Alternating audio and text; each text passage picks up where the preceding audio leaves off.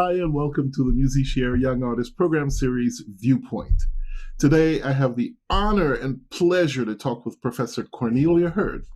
Connie holds the Valere Blair Potter Chair at Blair School of Music, Vanderbilt University, where she is Professor of Violin and Chair of the String Department, and as well, a member of the Blair String Quartet. She has served on the artist faculty and as co-director of the chamber music program at the Aspen Music Festival and School since 2005. A Juilliard grad, she studied with Dorothy DeLay and chamber music with Robert Mann, Earl Carlos, and Sam Rhodes of the Juilliard String Quartet, as well as Felix Gallimere, Ruth Laredo, and Jan Degatani. Welcome, Connie. Thank you very much. So, we thought we would talk about, well, we sort of texted to talk about basic questions like, what are basics? In your opinion, in your viewpoint, what are basics with regard to practicing? Well, I think basics in terms of playing, in regards to playing, are good intonation, good sound, good rhythm. And so in pretty much everything we do, we want to think about those things, I think. And No, it's okay. Keep going. There are ways to practice, lots and lots and lots of ways to practice each of those. But I think as a kind of a framework, that's what we want. We always want those. I think in thinking about this, I found you had mentioned at some point, what do you think of Shevchik? And I thought, well, I don't do that much with Shevchik, but as it turns out, I really do. In terms of articulation and just moving the fingers in simple patterns, Shevchik Opus 1, Book 1 is terrific, and it's a building block. And it allows you to work on relaxed, clear finger movement, finger dropping, relaxing, finger lifting, relaxing, intonation, keeping the fingers relaxed while others are in use. So it starts off very simply, and I find that a wonderful way to warm up and a wonderful way to kind of build some fundamentals. And since I'm talking about Shevchik, I'll sort of jump straight to the other two I realized I use quite a bit. Opus 8, Shifting, Shevchik, I think is very, very useful. And it's interesting, the violist of the Blair Quartet for many, many years, every concert backstage, his warming up was with Shevchik Opus 8.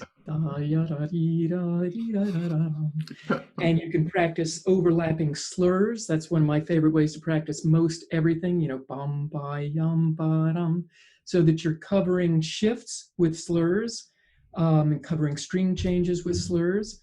And you can practice the Shevchik Opus 8 that way, or you can practice 1 beat per bow or 2, or you can speed it up, slow it down, but just shifting is so fundamental to good, clean playing. And then the other, and again, this is kind of jumping around, but one of my favorite books, and one that I actually only discovered in the last 15 years or so, is Shevchik Opus 3, Bowing Variations.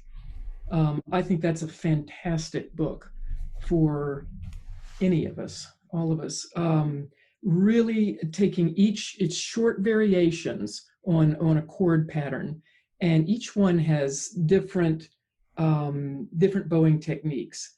But again, it's simple, it's building blocks. And if one is really, really mindful of what is happening with the hand, that you've got the kind of hand position you want, that you're not allowing fingers to be stiff or straight, that you're not allowing your hand to collapse, the kind of fluidity and springiness and resilience that you want, that we all ideally want in our bow hands, that's a wonderful book to practice that in. Not only that, but also just lots of strokes, like at the end of the book, all these ricochet patterns.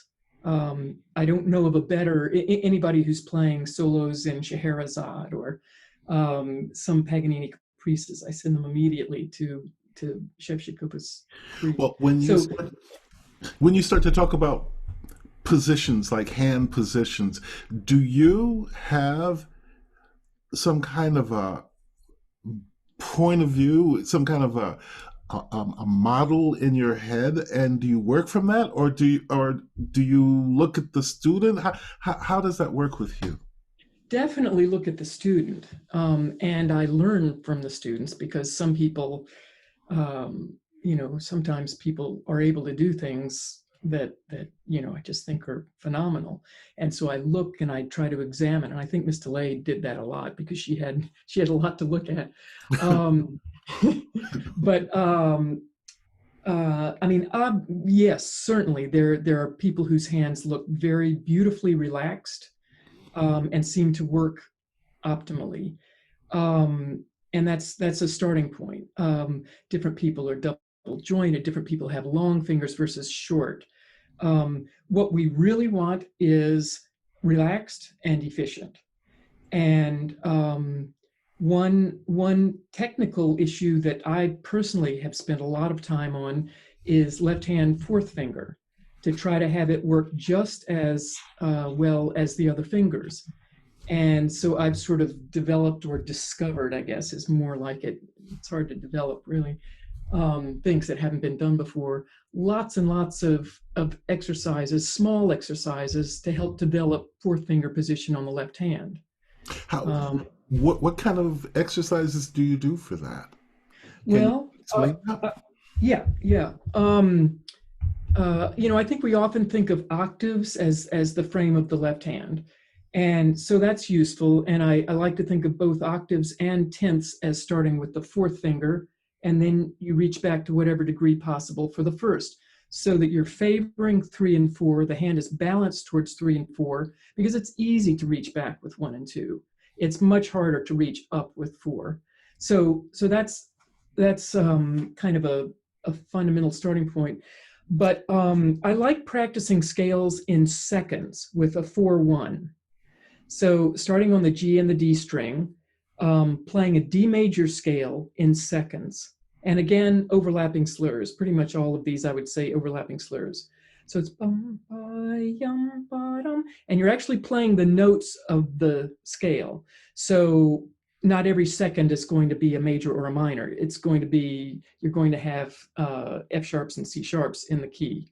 So you're balancing off the first finger and you're moving up, or you're balancing it off the fourth finger and moving You're balancing off the fourth finger. And actually, I should say, I think that fourth finger scales are very useful too. To do a 2-octave or even a 3-octave scale, just with a fourth finger in a good position. And there's no pressure. You're not on stage, so there's no reason to be tense.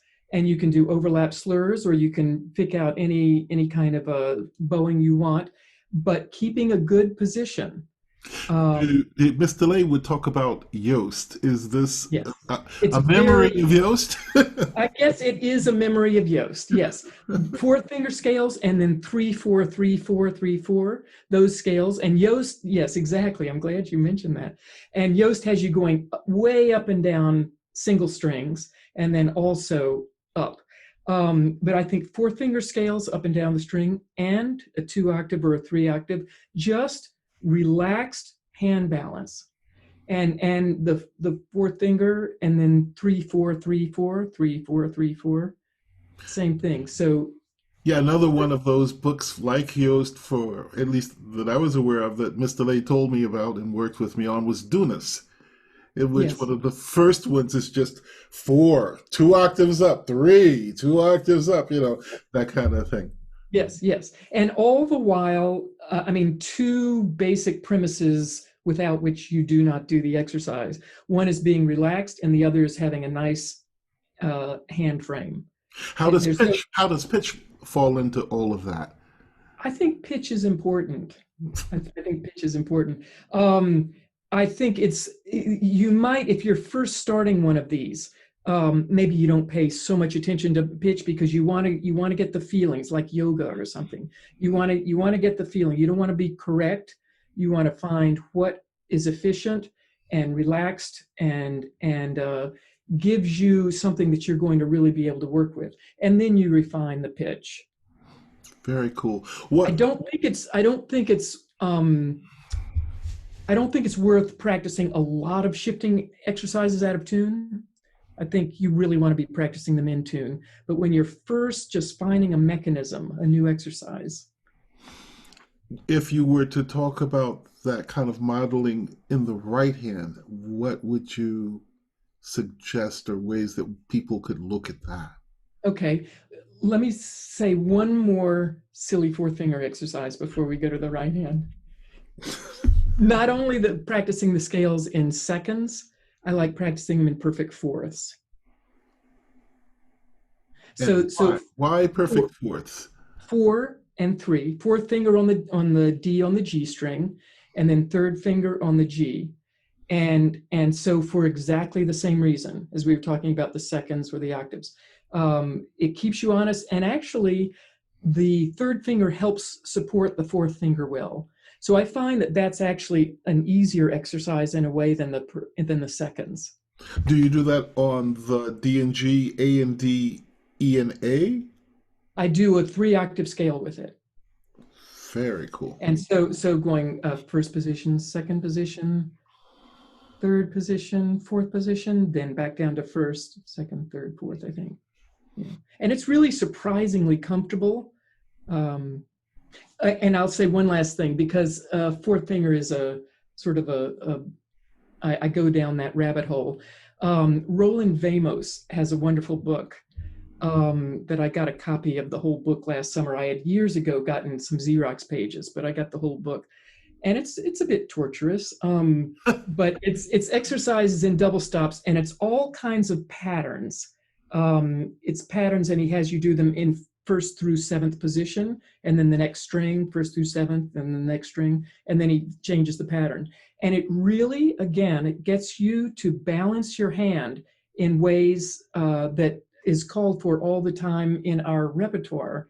But at first glance, for me, practicing them at first, it really took quite a bit of mental effort, and now it's much, much more comfortable. So Roland Vamos exercise.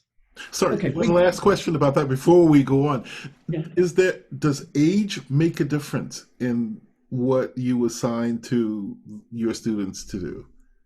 You know, it's funny because my very first teacher was Wilda Tinsley. Wilda Tinsley. And she was a wonderful teacher. She was associate concertmaster of the Nashville Symphony, and she later married William Minnig of Minnig's Violins in Philadelphia. But she was a fine violinist and a really fine teacher. And my first 2 years with her, which were my 2 years with her, she wrote in a spiral notebook every week. She wrote, you know, she didn't have the parent do it or something. She wrote, and I have those books. Wow. And I have those books, and they are amazing. And I show them to my college students, especially if they're thinking, you know, in terms of pedagogy and stuff. It is amazing. She's talking about get your bow straight at the tip, have your bow straight at the frog, you know, have your pinky curved at the frog, have your pinky curved. It is the same fundamentals that we work on, that I work on, that my college students work on, that my pre-college students work on. So yes, there may be some allowance for age, but not necessarily. It's these basics, these fundamentals, they apply to violin playing. They don't apply to 7-year-old versus 50-year-old, I think. So I guess the way that I think of it is what do I think the student is going to be interested in, and what will catch fire, and I maybe dangle the bait. And if they seem not interested, I'll try to find something else that can address the same issue. But very often people really want things that will address their technical problems. So I can see Ms. DeLay really had an impact on you. So, okay, let's shift over to the right hand. Suppose, for example, a student came and they were playing, but when they went to the tip, the bow, get it off the runway towards the fingerboard. How would you address that? Okay. I can tell you some of the ways I've gone through it and what I find to be most effective now. One student, college student, who had gone to Indiana University and had worked with Mimi Zweig there, and Mimi, sort of combines elements of all kinds of teaching systems, and she's got wonderful sort of games to play. And so what we did was put the violin on the floor, put the bow at the tip, or maybe 2/3 of the way up the bow on the floor, tie a string from the button on the frog to the peg box. It really works. And when I used to do it a lot, I would do it with college students too, and they found it hilarious. But what it means is that you go along, and when you start to go crooked, it jerks you back. It's very effective, and it's very It's clever. the it factor. So you're going along, and so that's effective. A lot of people like to practice in front of a mirror, and when they're in front of a mirror, they can draw a straight bow. But I find that doesn't always mean they can draw a straight bow when they're not in front of the mirror. So that's not good enough. It's good practice, but it's not good enough. One thing that I find very helpful, and I actually do a lot, is I have 2 bows. One is about an 1/8 size, and one is about 1/4, or maybe one is a 1/10 and one is an 1/8. I mean, a bow that this like a little beginner would use.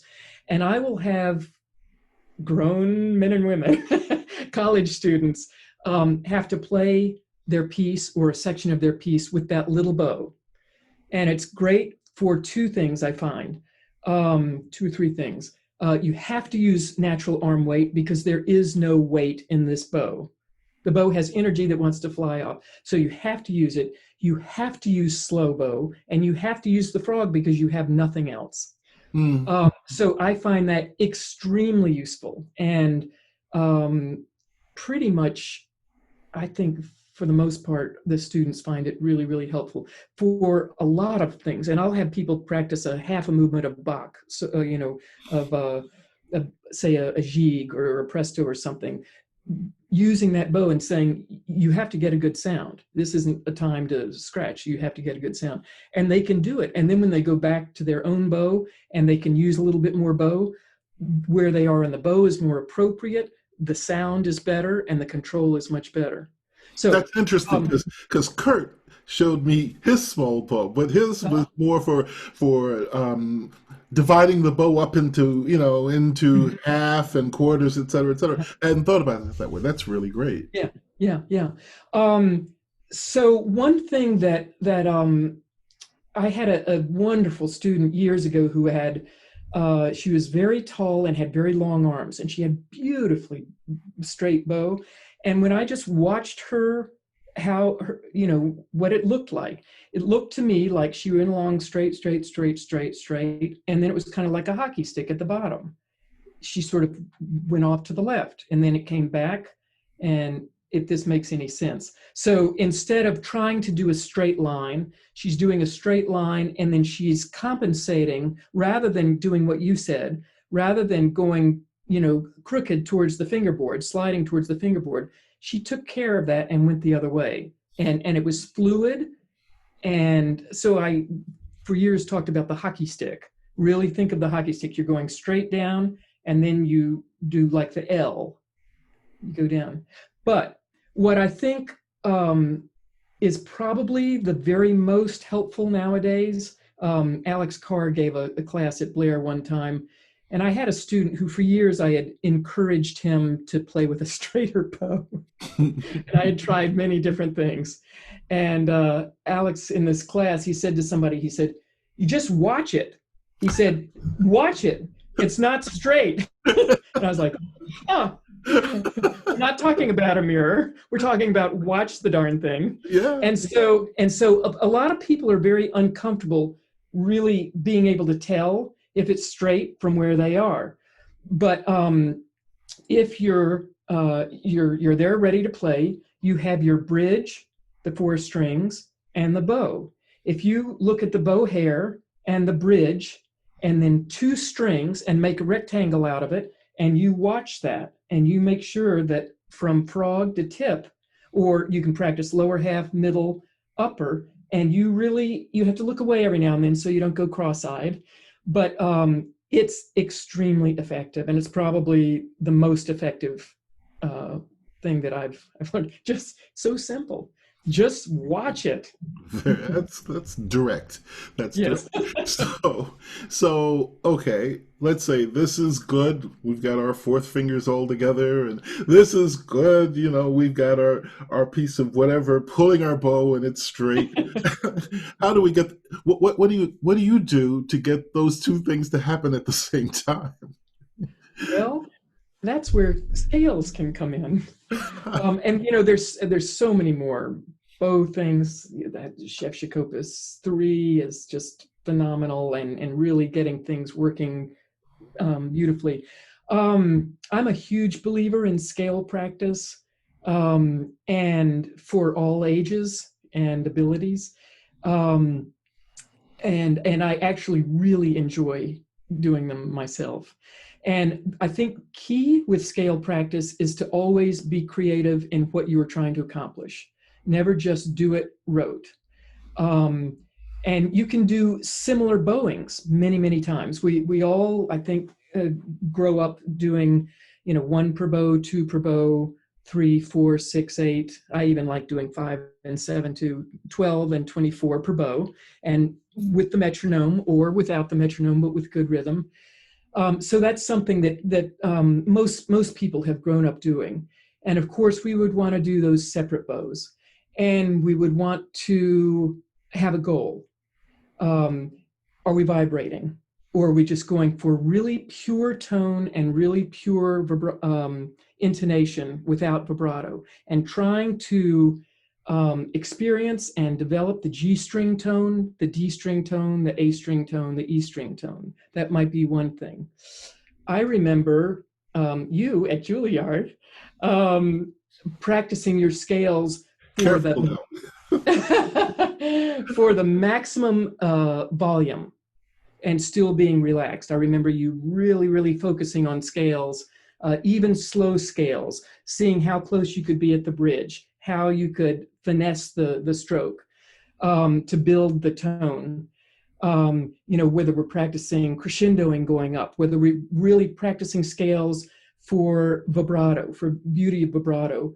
I enjoy doing lots of different vibrato things, including thinking rhythmically sometimes. If a vibrato is too slow, which I feel like mine is sometimes, I like thinking in terms of triplets on each note. Yeah, yeah, yeah, yeah, yeah, yeah, yeah, yeah, yeah, yeah, yeah, yeah, yeah, yeah, yeah, yeah, yeah.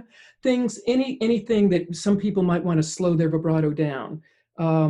So you can have vibrato goals, you can have dynamic goals, you can have clarity goals, you can have connecting the finger from one string to the next. Sometimes we lift too much, and how much do we want to hold the fingers down? Articulation, which we can start thinking about with those early Chef Chick Opus 1, Book 1. How do we drop the fingers? How do we release after we drop the finger? How do we lift the finger? How do we release? A lot of us sort of keep tension when we release the fingers. How do we use our scales? Again, we're not on stage. There's no pressure. How do we use those to help build our technique? And then, of course, I also, of course, love doing arpeggios, which I think are pretty standard for everybody to do. And I'm a believer in doing the broken thirds. The broken thirds take us really, really high on the instrument. We have to be able to deal with these extremely high positions, because you can't just kind of reach up 4/4. You have to and chromatics. Do you do a thing like concerto scales, pulling a scale from a concerto and working? Absolutely, absolutely. And Beethoven is a really good one for that. Oh, really? Seriously?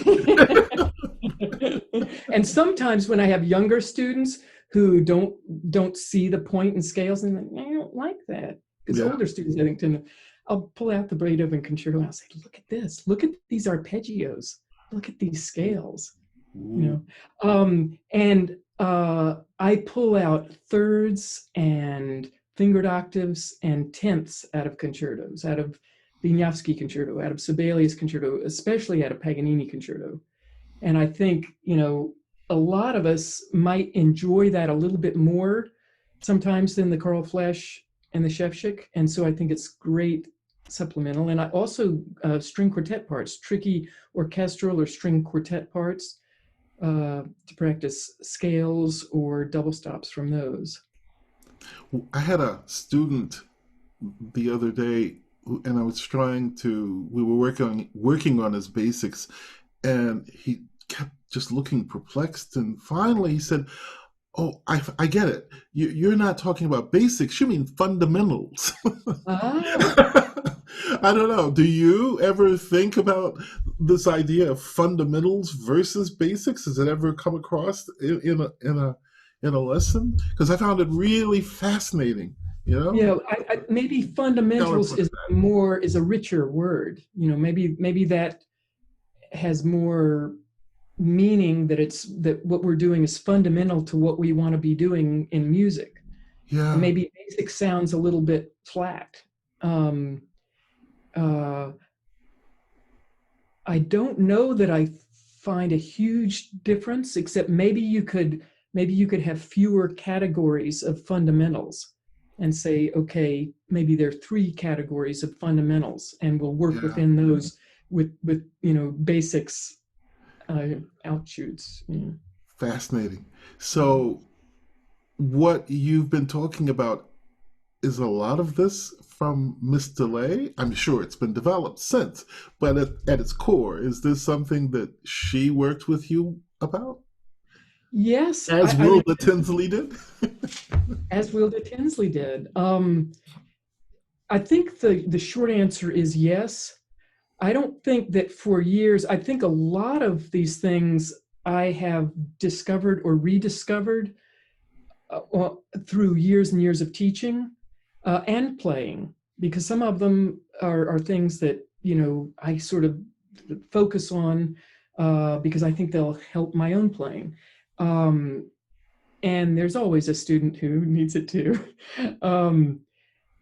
So when I come back around to thinking about all of these, Miss DeLay, especially when you talk to students who studied with her, a lot of the students we knew at Juilliard who had studied with her since they were quite young, rather than came to her at college or in high school, she really did a lot of fundamentals with her students. I think she really built their techniques through these fundamentals.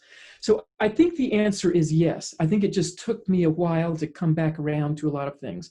And things like working with the little bow, which I find so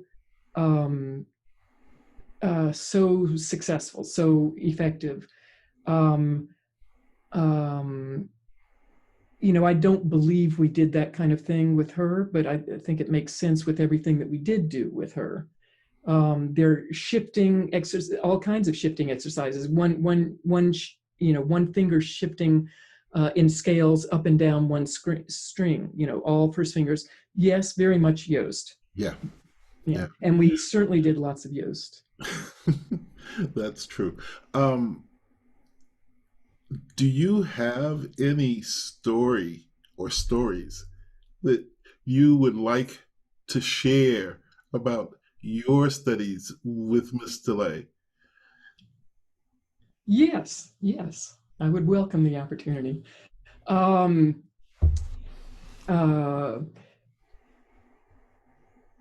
say 2 or 3 small miscellaneous things, and then one that sort of had a big impact on me. Couple of miscellaneous things. When I came to Vanderbilt and started teaching, I would go back up to New York, and for various reasons, and I would often sit in on an afternoon of lessons with Miss DeLay.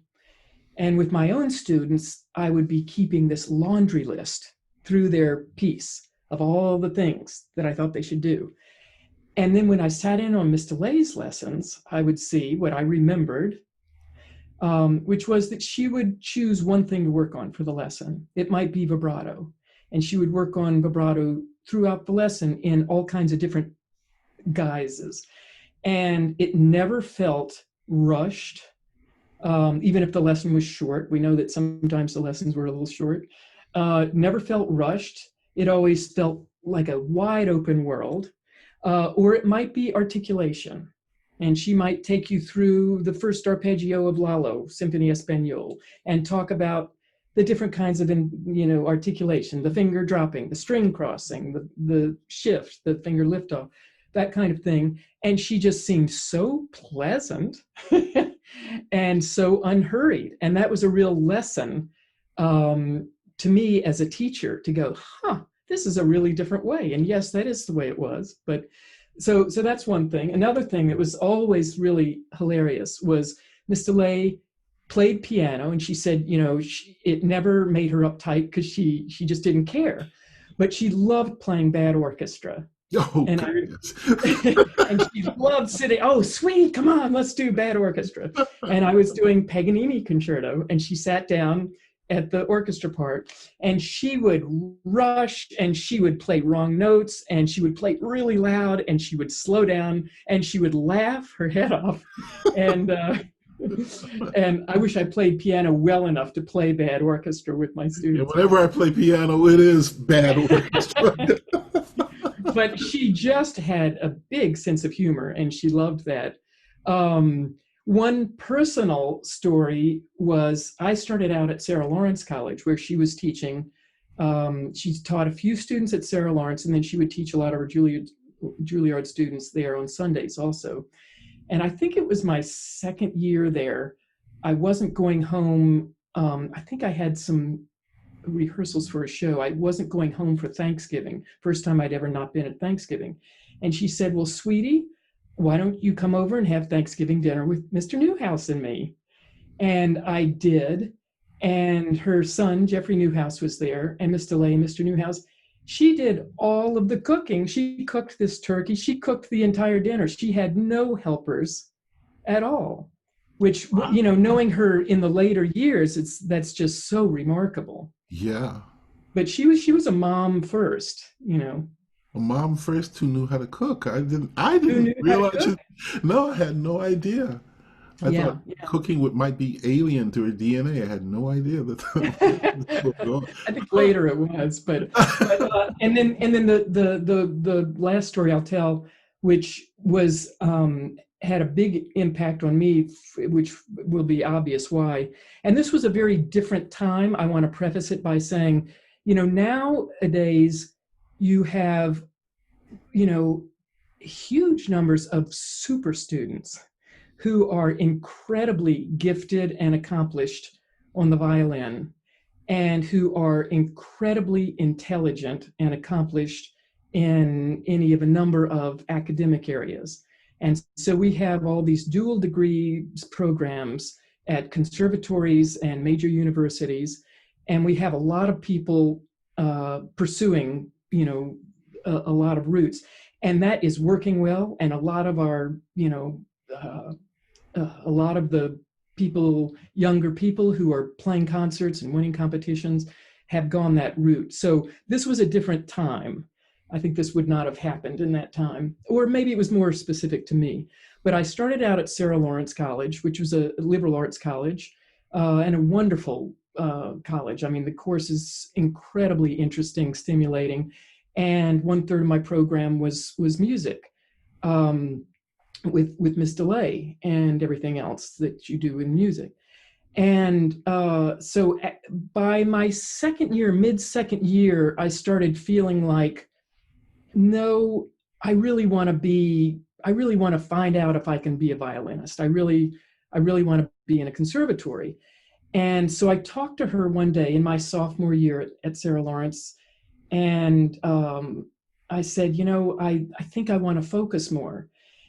And so we decided that I would audition, because this was somewhere midwinter, I think, and that I would take the June audition. In those days, there were June auditions for Juilliard. And so I auditioned, and I was accepted, and I went to Juilliard the next fall.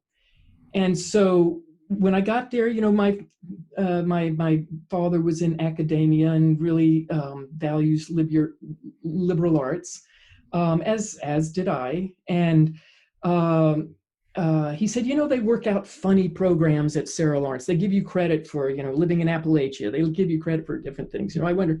Anyway, make the too long story a little bit shorter.